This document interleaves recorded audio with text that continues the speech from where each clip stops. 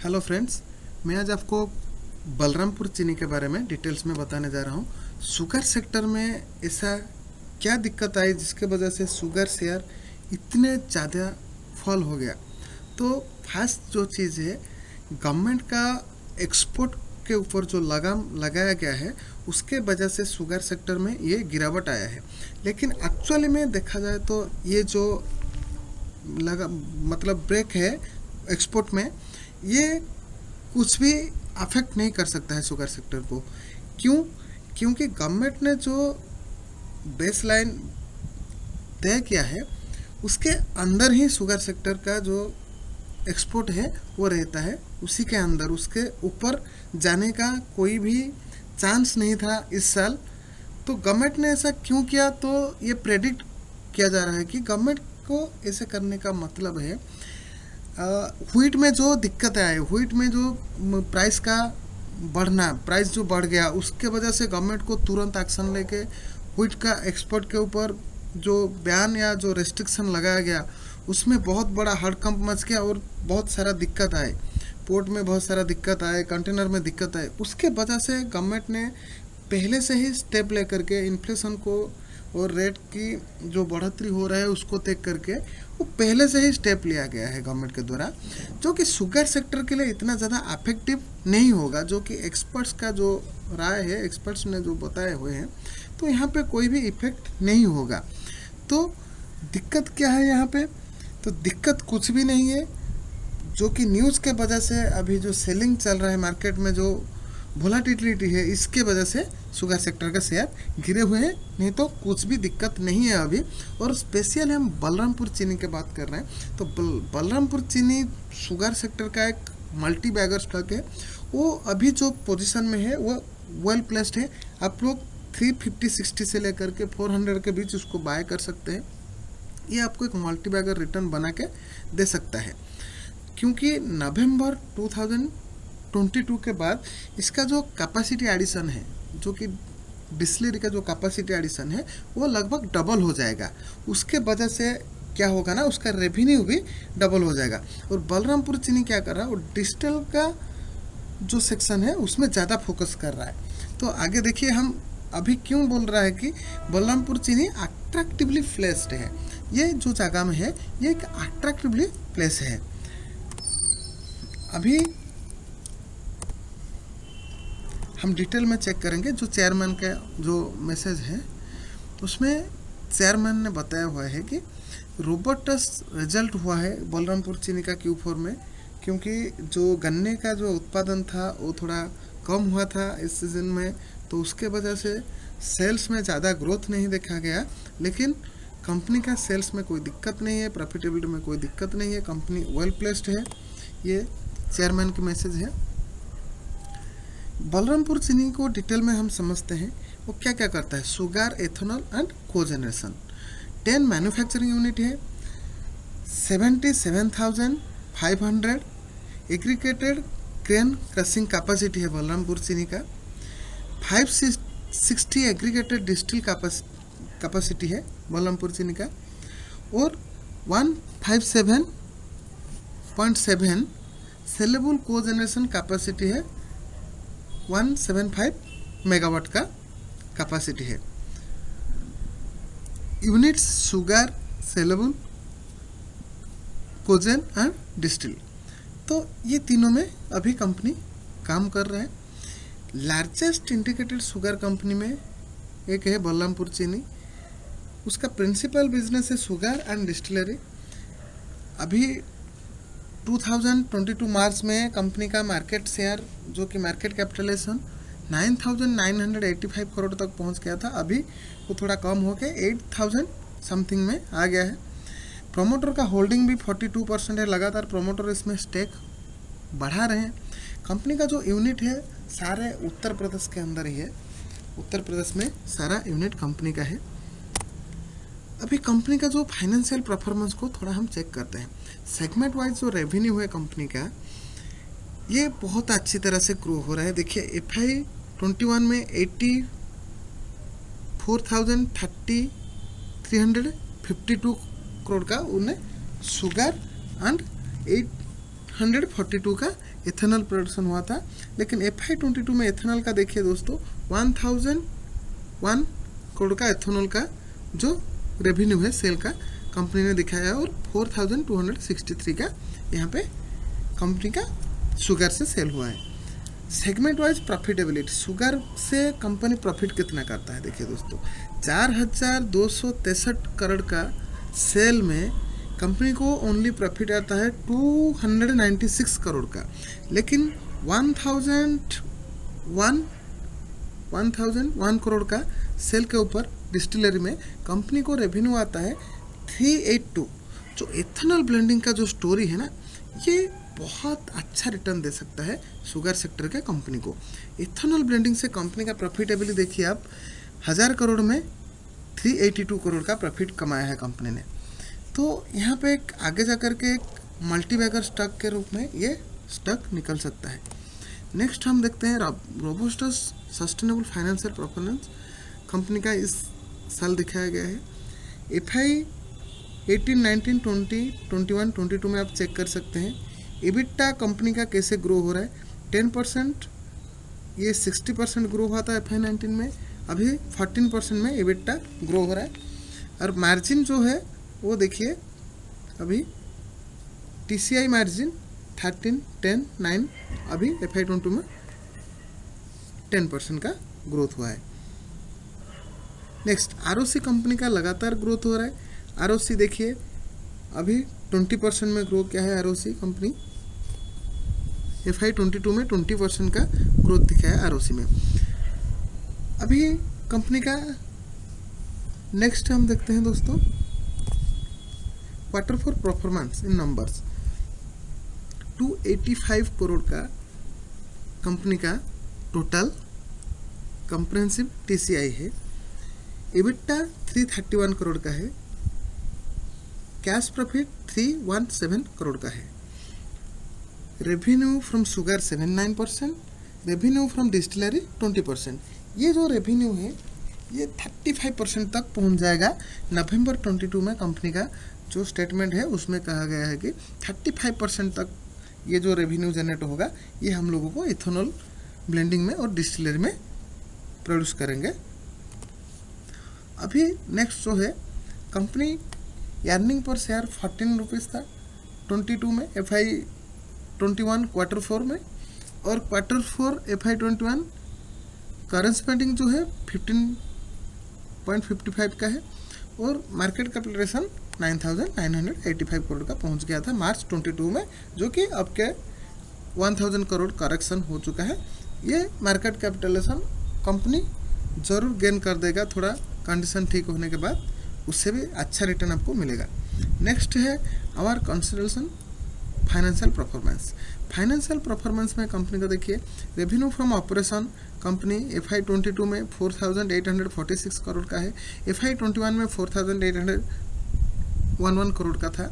यहाँ पे ग्रोथ हुआ है 0.7%, और FY20 में कंपनी का 4,741 करोड़, FY19 में कंपनी का 4,285 करोड़, और FY18 में 4,400 करोड़ का ये रेवेन्यू फ्रॉम ऑपरेशन कंपनी का था।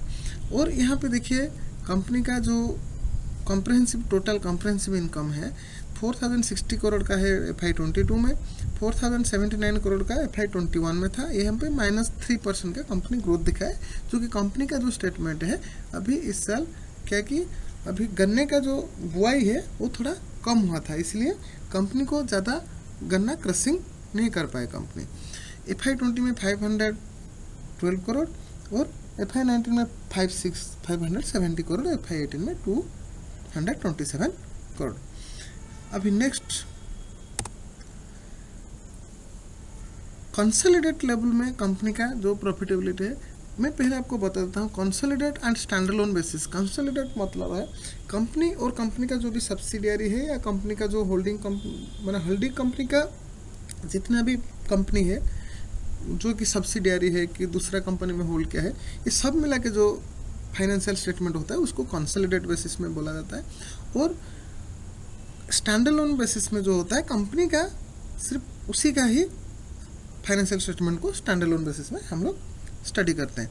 तो यहाँ पे रेवेन्यू देखिए, FY 18 में 4,400 करोड़ का रेवेन्यू, FY 19 में 400,285 का, FY 20 में 4,741 का, FY 21 में 4,811 का, FY 22 में 4,846 का। ये कंपनी का कंसोलिडेटेड बेसिस में रेवेन्यू हो गया।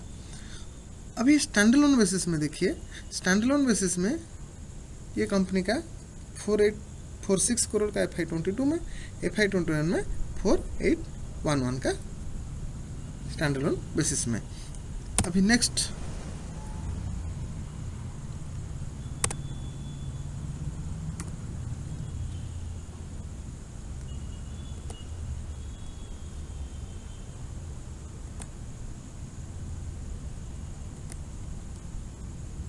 अभी देखिए बिजनेस ओवरव्यू। बिजनेस ओवरव्यू में कंपनी जो रेवेन्यू 79% का Q4 में जनरेट किया है, 79% का, और रेवेन्यू 11,173 करोड़ का, एंड FY 21 में ये 964 करोड़ का था। अभी जो इंक्रीज हुआ है ये 21% का इंक्रीज हुआ है। Q4 में ये 79% कंपनी का रेवेन्यू जनरेट हुआ है।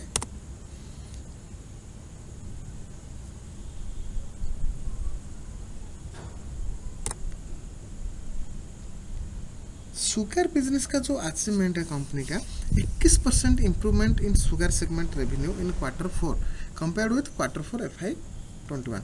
Q4 FY 21 में कंपनी का जो रेवेन्यू था उससे 21% का ग्रोथ दिखाया Q4 FY 22 में company. 9.2% increase in sugar sales. Sugar sales में 9.2% का इंक्रीज हुआ है।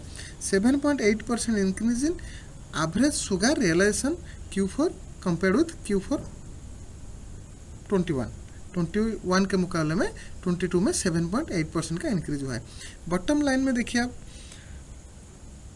कंपनी का inventory 52.44, sugar inventory 64.40, inventory valuation 34.22 rupees पर केजी के हिसाब से शुगर का, 31.28 के हिसाब से शुगर का था। FY 21 में 64 पॉइंट का इन्वेंटरी था, FY 22 में 52% का 52.44 का इन्वेंटरी है। और ये जो प्राइस है 34 रुपीज़ का पर केजी अभी है, जो कि FY 21 में 31 रुपीज़ का था।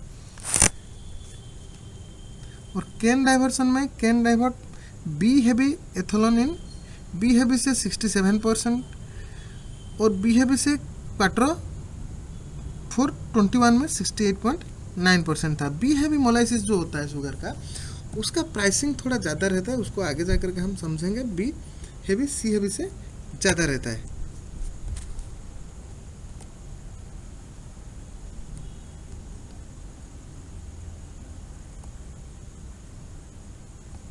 अभी देखिए Q4 FY 22 का जो डेटा है, केन का जो कॉस्टिंग था कंपनी के लिए 3,499 का, कॉस्ट ऑफ प्रोडक्शन 3,116 का, शुगर इन्वेंटरी वैल्यूएशन 3,422 का। ये हो गया Q4 FY 22। Q4 FY 21 में केन का कॉस्ट था 3,131, cost of production 2,875, sugar inventory 3,128। ये केन जो क्रॉस हुआ है यहाँ पे देखिए, लाख क्विंटल 885.42 लाख क्विंटल का क्रेन क्रॉस हुआ है। शुगर प्रोड्यूस हुआ है 90.96 लाख क्विंटल का। यहाँ पे देखिए क्रेन क्रॉस हुआ था 1032 करोड़ का, यहाँ पे शुगर प्रोड्यूस हुआ था 109 करोड़ लाख लीटर का। यहाँ पे देखिए जो डिफरेंट है कंपनी का 1032.61 लाख क्विंटल का यहाँ पे क्रशिंग हुआ था Q4 FY 21 में, अभी हुआ है 885.42 करोड़ लीटर क्विंटल का। ये जो डिफरेंट है इसके लिए कंपनी का Q4 में FY 22 में थोड़ा रेवेन्यू में कम आया है।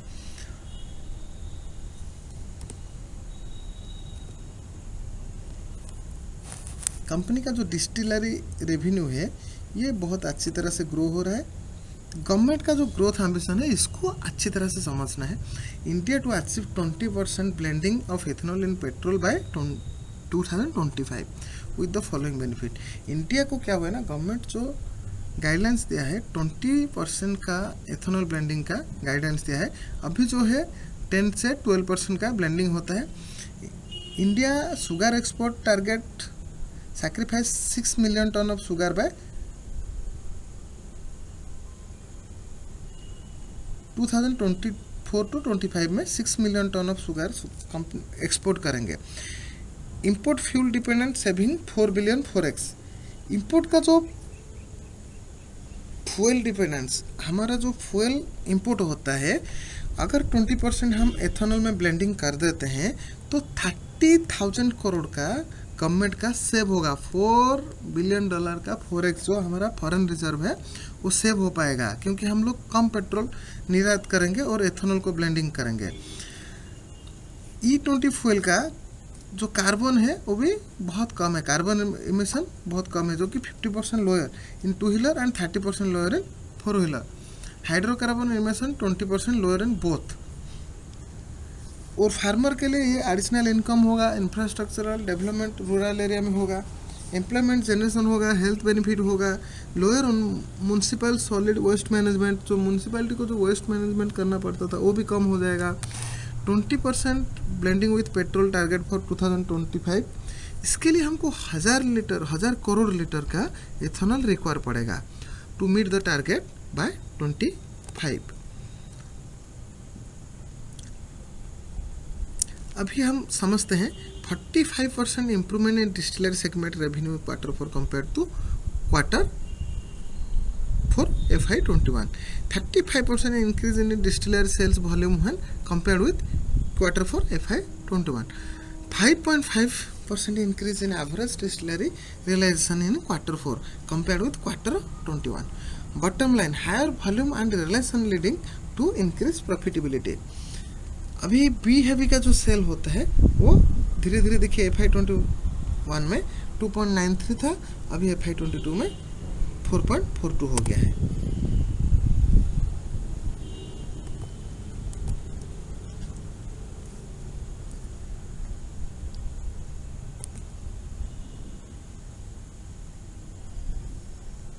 अभी कंपनी का जो आउटलुक है डिस्टिलरी बिजनेस में, ये देखिए आप, profitable foundation for sustainable growth. अभी जो ये बिजनेस आ गया शुगर सेक्टर को, ये प्रॉफिटेबल बिजनेस हो गया।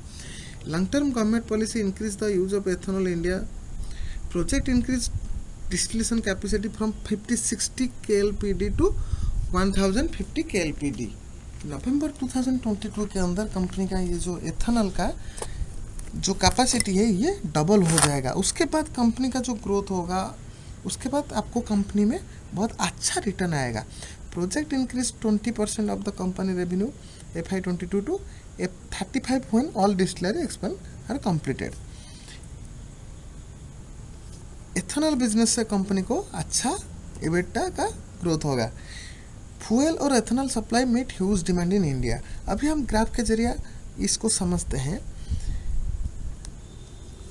OMC ने फाइनलाइज किया है टेंडर जो कि 428 करोड़ लीटर का, out of which 415 crore liter has been contracted, out of the which 186.2 crore liter has been delivered till 8 May 2022। Pan India ethanol blending of 9.9% में है, जो कि 20% होगा। देखिए 2013-14 में 1% का जो भी इथेनॉल ब्लेंडिंग होता था पेट्रोल में, ये अभी 29% CAGR से ग्रोथ कर रहा है। और ये 2014 में 14-15 में 67 करोड़ लीटर, और 2015-16 में 111 करोड़ लीटर, 2016-17 में 67 करोड़ लीटर, 17-18 में 151 करोड़ लीटर, 18-19 में 189 करोड़ लीटर, और 19-20 में 173। अभी 2021 में 290 करोड़ लीटर। अभी 2021 और 22 में 460 करोड़ लीटर का ब्लेंडिंग हुआ है, जो कि 1.53 से जाकर के 9%। अभी आपका जो पेट्रोल डाल रहे हैं उसमें दोस्तों 10% का पेट्रोल में ब्लेंडिंग होता है।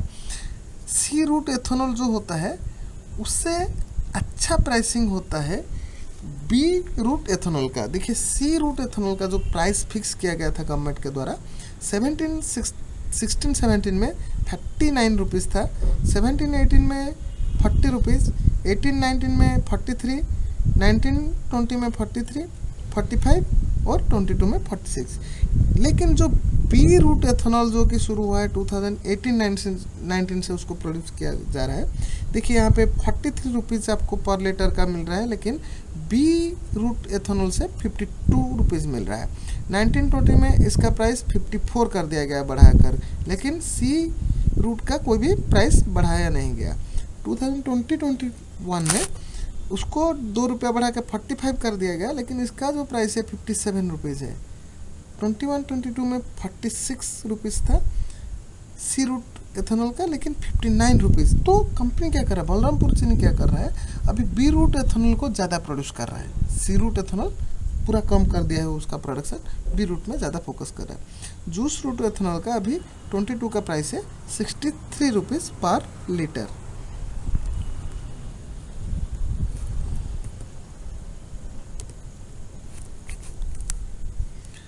Distillery capacity and ethanol demand. Distillery capacity sugar based ethanol में 1920 से लेकर के 25-26 तक ये जो ग्रोथ हुआ है आप देख सकते हैं, 15,000 मिलियन लीटर तक ये ग्रोथ हो जाएगा 25-26 में। शुगर बेस्ड इथेनॉल और grain based ethanol total 15,000 litre का ग्रोथ होगा। शुगर बेस्ड जो ग्रोथ होगा ये 7,600 और ग्रेन बेस्ड जो होगा 7,400 लीटर तक पहुंच जाएगा। इथेनॉल का जो डिमांड है, शुगर बेस्ड इथेनॉल का जो डिमांड है ये 25-26 में बढ़कर हो जाएगा 6,660 करोड़ लीटर, और जो शुगर बेस्ड है वो हो जाएगा 6,840 करोड़ लीटर, और जो 6,660 करोड़ लीटर जो ग्रेन बेस्ड होगा।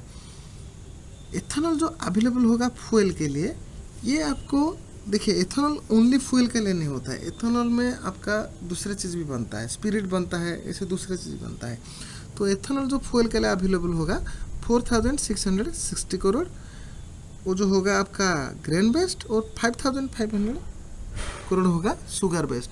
ये जो डेटा आप देख सकते हैं 2025-26 तक क्या होगा, ये शुगर सेक्टर का एक मल्टीबैगर रिटर्न देगा company. Ethanol available for other user in million litres, ethanol blend, sugar grain usage, sugar grain usage, sugar division grain usage for ethanol MMT. Grain based जो एथेनॉल है, sugar based जो ethanol है, उसका difference यहाँ पे देखिए। Ethanol blend का जो परसेंटेज है वो भी देखिए, ये हम डिटेल में अगर जाएंगे तो वीडियो बहुत बड़ा हो जाएगा, इसको थोड़ा शॉर्ट में हम बताते हैं। बिजनेस ओवरव्यू, बिजनेस ओवरव्यू देखिए, पावर जनरेशन से कंपनी को क्या आ रहा है,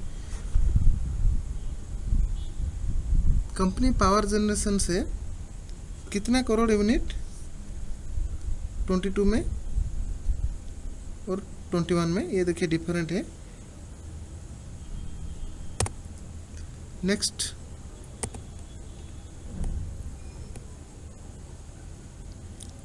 कंपनी क्या कर रहा है, जो मैनेजमेंट अभी कर रहा है, शुगर इन्वेंटरी को कम कर रहा है, following cane diversion to ethanol.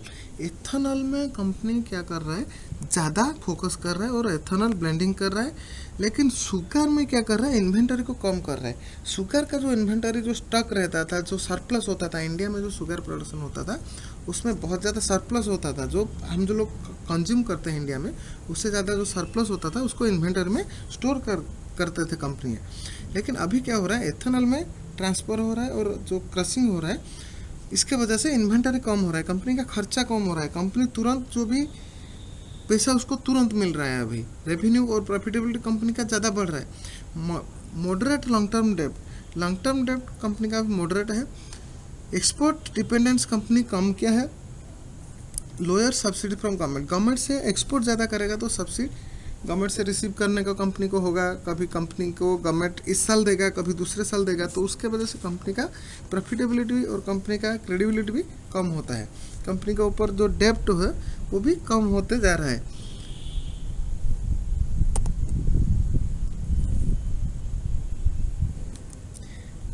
और पूरा डिटेल में जाएंगे तो वीडियो दोस्तों बहुत बड़ा हो जाएगा, इसलिए मैं उसको स्किप करके आपको बोल रहा हूँ। कैश फ्लो कंपनी का बहुत स्ट्रांग है, FY 17 से FY 22 तक 3419 करोड़ का कैश फ्लो है कंपनी का। कैपिटल एक्सपेंडिचर कंपनी ने 1155 करोड़ का किया है। डिविडेंड जो पे किया है 413 करोड़ का। बायबैक कंपनी ने किया है 908 करोड़ का, 26% बायबैक किया है। डेप्ट रिपेमेंट किया है कंपनी 371 करोड़ का है। तो ये कंपनी का जो ग्रोथ है 17 से लेकर के 22 तक है। प्रॉफिट कंपनी का यहाँ पे दिखाया गया है और नेट कैश फ्लो जो दिखाया गया है कंपनी का पॉजिटिव में है नेट कैश फ्लो। कंपनी को कृषि लॉन्ग टर्म क्रेडिट के लिए AA पॉजिटिव और AA स्टेबल से बढ़ाकर AA पॉजिटिव कर दिया है। Reaffirm the short term rating A1+ है कंपनी का, जो कि डेप्ट के लिए कंपनी को एक अच्छा रेटिंग मिला है क्रिसिल की तरफ से। कंपनी शेयर जो बायबैक किया है 5 बार शेयर बायबैक किया है। 59 लाख शेयर साइज, फिफ्थ जो शेयर बायबैक किया है 59 लाख का शेयर कंपनी बायबैक किया है। 361 पर शेयर का जो एवरेज प्राइस है कंपनी को शेयर बायबैक में लगा है। 215 करोड़ का आउटफ्लो फिफ्थ शेयर बैक में। 42% share holding of promoter from 41 से 42% का शेयर होल्डिंग कंपनी का बढ़ गया है कम इस जो बायबैक के बाद। ग्लोबल जो शुगर प्रोडक्शन आउटलुक आप देखिए, ब्राज़ील में 38.5 मेट्रिक टन का शुगर प्रोडक्शन होता है 2020-21 में। 2021-22 में 32 मिलियन मेट्रिक टन, ये थोड़ा कम हो गया है ब्राज़ील में, क्योंकि ब्राज़ील में बहुत बड़ा सूखा आया है, इसके वजह से कम हो गया है। इंडिया में 31.2 मेट्रिक टन का 2021 में, अभी ये बढ़ करके 35.5 मेट्रिक टन है। थाईलैंड जो third biggest producer of sugar है 7.8 मेट्रिक टन, अभी 10.1 metric ton. UAE and UK 15.7 metric ton का प्रोड्यूस करते थे, अभी 22 में 17.5 मेट्रिक टन। चाइना में क्या हुआ, थोड़ा कम हुआ है, 10.6 मेट्रिक टन का जो प्रोडक्शन था वो 9.6 metric ton. Rest of world से 65% 5.2 मिलियन मेट्रिक टन, अभी 68.7 मिलियन मेट्रिक टन का प्रोडक्शन हुआ है। ये ग्लोबल फुटप्रिंट है।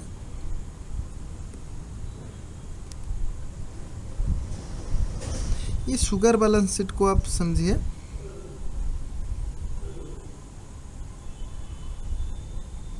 जो गवर्नमेंट का जो इंडिया में जो शुगर का जो इन्वेंटरी है, जो स्टॉक है, 21 ओपनिंग में 10.7% था, प्रोडक्शन हुआ 31.2%।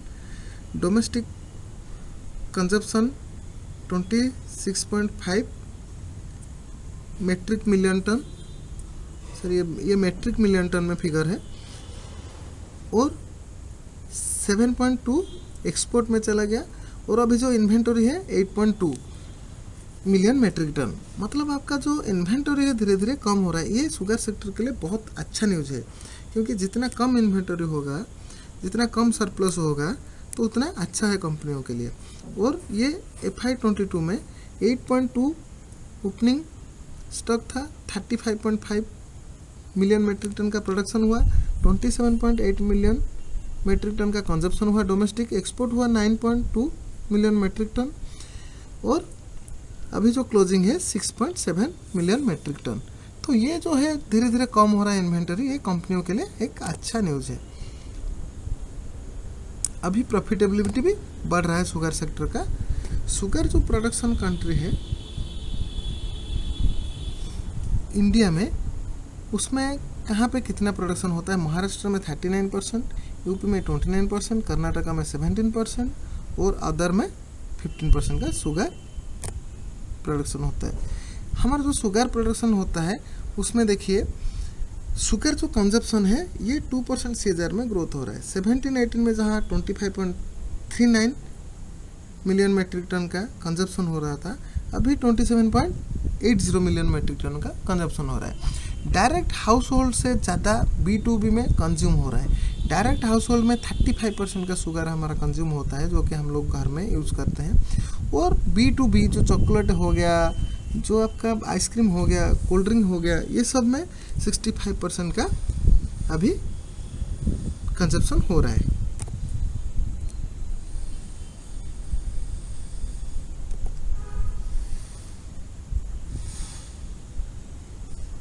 अभी हम देखेंगे कंपनी का जो ग्रोथ है ये किस तरह से चार्ट में, उसको हम अभी समझेंगे। चार्ट में चार्ट क्या बोल रहा है अभी उसको समझने की कोशिश करेंगे। अभी हम अगर इसमें आगे जाएंगे तो ये बहुत बड़ा वीडियो बन जाएगा। अभी हम इसमें चार्ट को समझने की कोशिश करेंगे।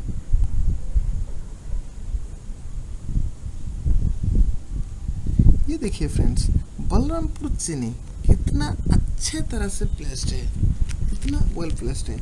कंपनी का शेयर जो कि अप्रैल मंथ में 21 में 189 रुपीज़ से सीधा 390 रुपीज़ तक गया और करेक्शन होके 299 300 तक आ गया। अभी जो अपमूव मिला 21 दिसंबर के बाद में, ये सीधा कंपनी का शेयर प्राइस को 526 में पहुंचा दिया। अभी गवर्नमेंट का एक्सपोर्ट बैन का जो न्यूज़ है, एक्सपोर्ट का रेस्ट्रिक्शन का जो न्यूज़ है, अभी ये जो सपोर्ट लाइन हम ड्रग किए हैं, यहाँ से चेक कर सकते हैं आप, ये एग्जैक्ट इस सपोर्ट लाइन में आके सपोर्ट लिया है स्टॉक और यहाँ से ही बाउंस बैक दिया है। तो आपको ये जो 360 लेवल से लेकर के 370 लेवल के अंदर अगर ये स्टॉक मिलता है तो ये स्टॉक बहुत ही अच्छा रिटर्न आपको दे सकता है। और फ्रेंड, हम जो प्रेडिक्ट कर रहे हैं कि ये जब धीरे धीरे करके यहाँ पे ग्रोथ होगा, नवंबर 22 के बाद कंपनी में बहुत ज़्यादा ग्रोथ आएगा और ये जब ब्रेकआउट होगा, ये स्टॉक कंपनी का स्टॉक को 600 के पार भी पहुँचा सकता है।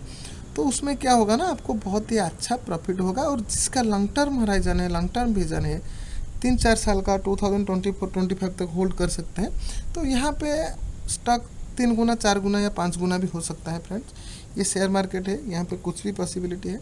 लेकिन कंपनी का जो फंडामेंटल है, जो गवर्नमेंट का ग्रोथ प्लान है, जो भी अभी हम लोगों को दिख रहा है, कंपनी का जो ग्रोथ है, गवर्नमेंट का जो स्पेंडिंग है, गवर्नमेंट का जो एथेनॉल के ऊपर जो जोर दिया जा रहा है और जो व्हीकल बना जा रहा है वो 20% एथेनॉल ब्लेंडिंग के लिए 2023 तक रेडी हो जाएगा। अभी जो हमारे पास जो व्हीकल आ रहा है, जो कार कंपनी बना रहे, ये 12% तक एथेनॉल ब्लेंडिंग को झेल सकते हैं। अभी 20% का एथेनॉल ब्लेंडिंग को अगर हो गया 2023 तक कंपनियां वो गाड़ी निकाल देंगे, तो क्या होगा ना, 24-25 तक ये आपको एक मल्टी बैगर रिटर्न बना के दे सकता है। ओके दोस्त, थैंक यू इतना जानकारी का वीडियो बनाने के लिए। लाइक और सब्सक्राइब कर दीजिए हमारा चैनल को। और इतना मेहनत करके हम लोग रिसर्च करके बनाते हैं। Okay, thank you.